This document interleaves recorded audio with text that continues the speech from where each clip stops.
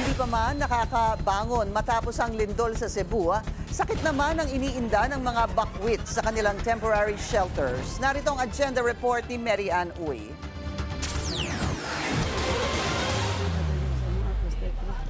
Dahil sa ulan at init, hindi maiiwasang magkakasakit ang mga nasa nakatira sa loob ng mga tent. Si Erna Caballero napaiyak sa sitwasyon nila sa Bayanihan Village. Gramo na lang, ma'am. Ubo, May sipon, pagkas na lang lagnat kami ang kanyang nararamdaman. Kasama ang 4 na pamilya at 84 na taong gulang na ina.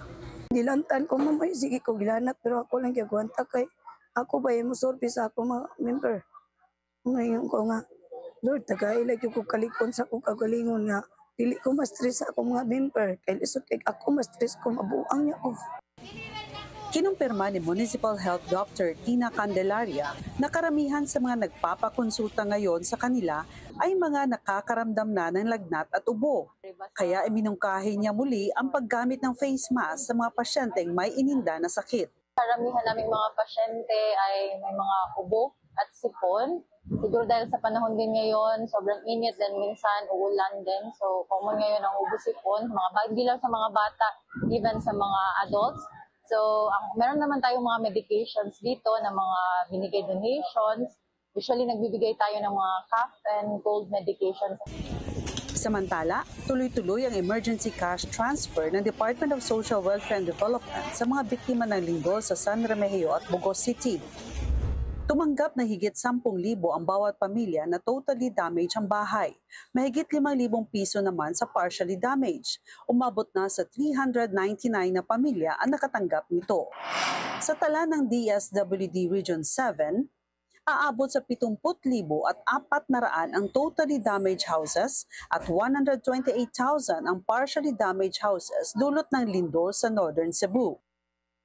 Si Reden Frasco, isa lang sa matumanggap ng cash assistance. Kasama ni Aling Erna, nananalangin silang tuloy-tuloy ang biyaya ng gobyerno sa kanila. Kas na lang kami lalim mamalit. Eh, di ba lalim pagdadig ka ni Kaaway. Ano ang pangalan mo? Erna Caballero. Akong mama Shirley, Talumaktod, 84 edad, mag-85 na. Wapay senior citizen. Salamat ko sa atong gobyerno karon nga wagin sila mo timbaya pagsuporta sa mga napiktuhan. Paliwanag naman ni DSWD Regional Director Charlene Marie Lucero, hindi man panghabang buhay ang assistance ng gobyerno, pero sinisiguro nilang mabigyan ng sapat na pagkain at matitirhan ang lahat na nabiktima ng lindol sa norte.